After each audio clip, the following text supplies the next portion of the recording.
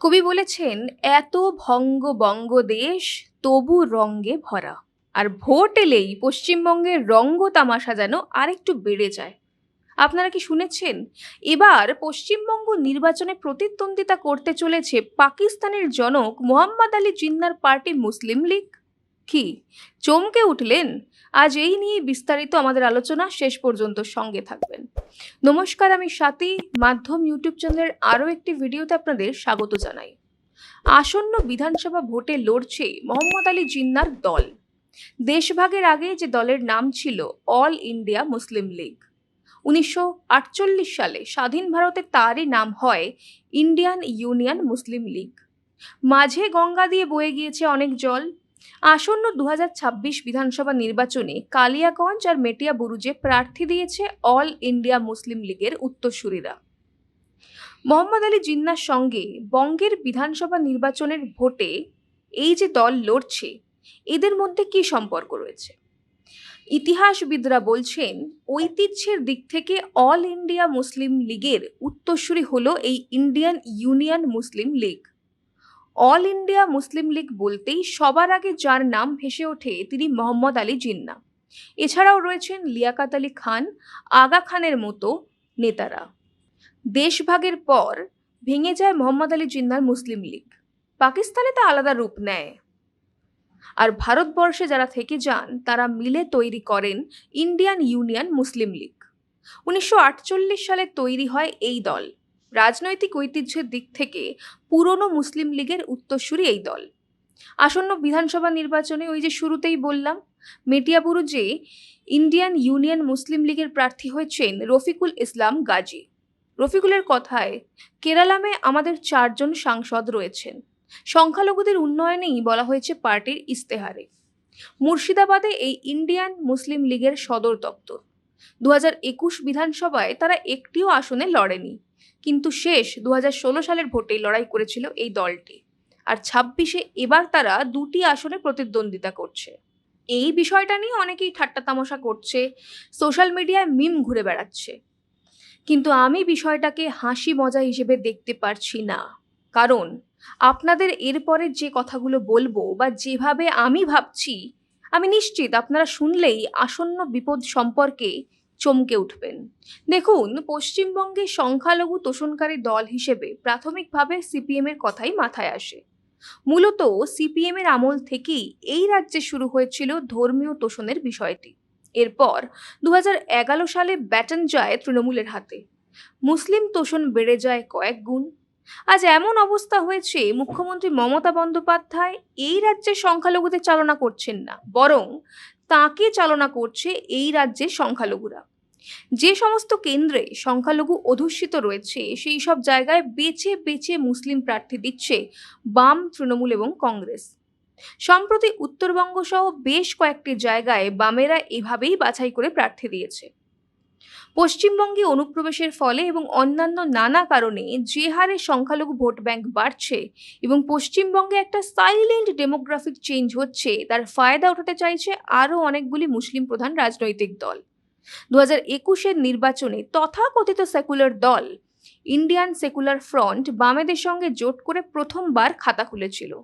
বামেরা অবশ্য শূন্যই রয়ে গিয়েছিল, কিন্তু ভাঙড় থেকে জিতেছিলেন নওসাদ সিদ্দিকী।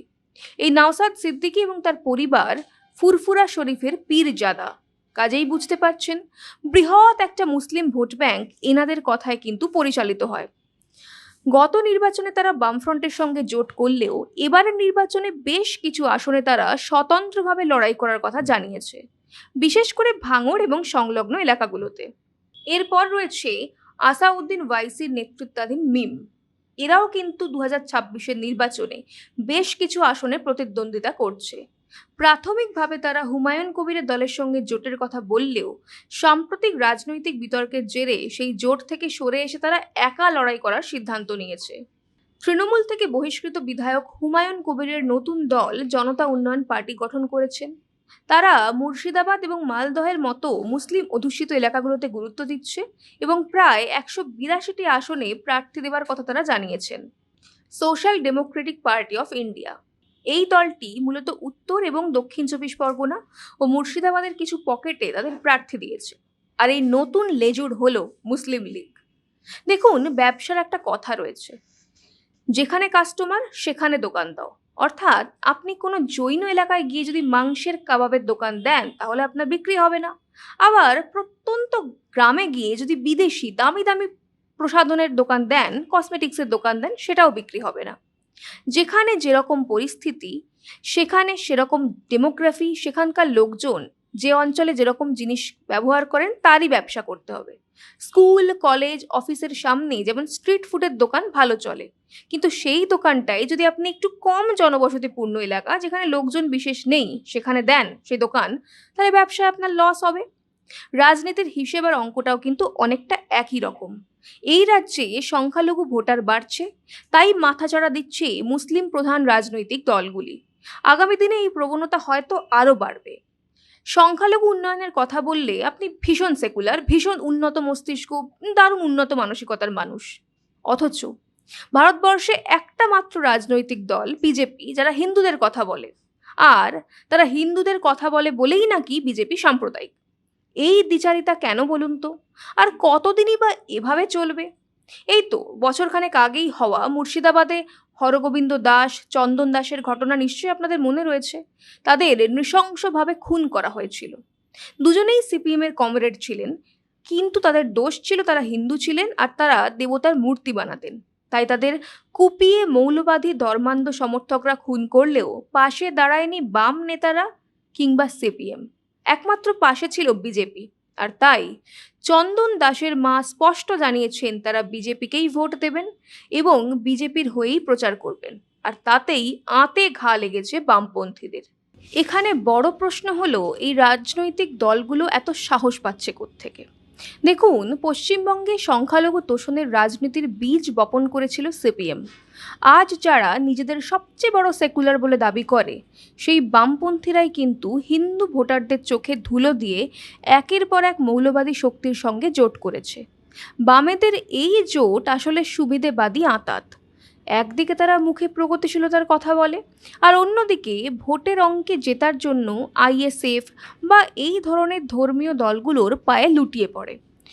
গত নির্বাচনে আব্বাস সিদ্দিকীর দল আইএসএফের সঙ্গে জোট করে বামেরা প্রমাণ করে দিয়েছিল ক্ষমতার জন্য তারা মার্ক্সবাদকে বিসর্জন দিয়ে মৌলবাদের হাত ধরতেও দ্বিধা করে না। এটাই বামেদের আসল চরিত্র। তারা হিন্দু ভোটারদের কাছে গিয়ে তারা নাস্তিক, ধর্মহীন ইত্যাদি ইত্যাদি বলে, অথচ নির্বাচনের সময় মৌলবাদী পীরজাদা বা মুসলিম লীগের স্বার্থ রক্ষায় ব্যস্ত হয়ে পড়ে। সাধারণ হিন্দু কর্মীরা যখন আক্রান্ত হয় তখন এই বাম নেতারাই নীরব থাকে, কিন্তু ধর্মীয় তুষ্টিকরণের প্রশ্ন এলে তারা সবার আগে গর্জে ওঠেন। এটি কি হিন্দু ভোটারদের সঙ্গে চূড়ান্ত বিশ্বাসঘাতকতা নয়?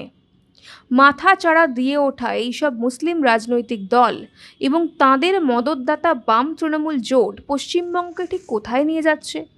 পশ্চিমবঙ্গ কি সত্যিই পশ্চিম বাংলাদেশ হওয়ার পথে? 2026-এর নির্বাচন শুধু সরকার গড়ার লড়াই নয়, এটা পশ্চিমবঙ্গকে বাঁচানোর লড়াই। মনে রাখবেন, আপনার একটি সঠিক ভোটই পারে এই পোলারাইজেশন আর তোষণের রাজনীতি রুখে দিতে। বামেদের মুখোশ খুলে গেছে, তারা এখন মৌলবাদের বি টিম। আর তৃণমূলকে কোনো রাজনৈতিক দল বলা যায় না, বরং সেটা একটা লুটেরাদের গ্যাং। তাই সিদ্ধান্ত আপনার। আপনারা কি ঐতিহ্যের বাংলা চান, নাকি জিন্নার আদর্শের ছায়া দেখতে চান? আপনাদের কি মনে হয়, কেন এত মুসলিম দল আজ বাংলায় রাজনীতি করতে নেমে পড়েছে? জানান আমাদের কমেন্ট করে। আজ এই পর্যন্তই। সঙ্গে থাকুন, দেখতে থাকুন মাধ্যম।